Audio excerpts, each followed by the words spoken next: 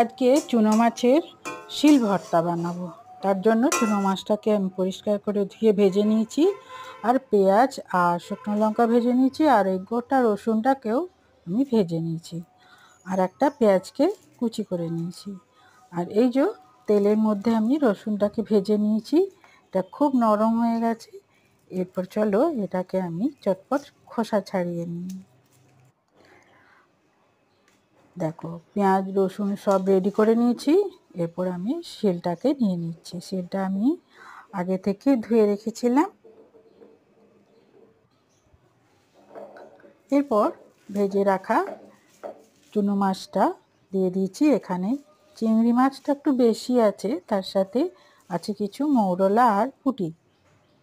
হালকা করে আমি বেটে নিয়েছি। তারপর ভেজে রাখা শুকনো লঙ্কা আর দুটো কাঁচা লঙ্কা দিয়ে দিচ্ছি। এই দুটোকে বেটে নিচ্ছি।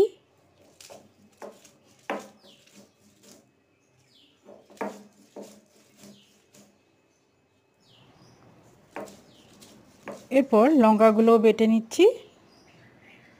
এরপর এখানে আমি একটু তেঁতুল ভিজিয়ে রেখেছিলাম, সেই তেঁতুলটাকেও বেটে নেব।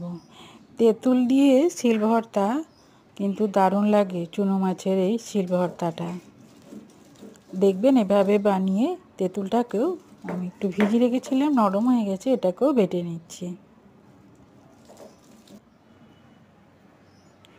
সব বেটে নিয়েছি উপকরণগুলো। এরপর শিল থেকে আমি এক জায়গায় জড়ো করে নিলাম। যেসব বন্ধুরা আমার এই ভিডিওটি দেখছেন, প্লিজ চ্যানেলটিকে সাবস্ক্রাইব করে একটা লাইক দিয়ে দেবেন।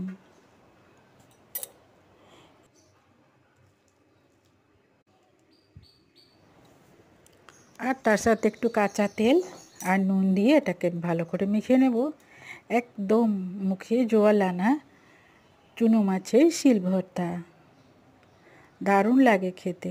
এভাবে একবার বানিয়ে দেখবেন।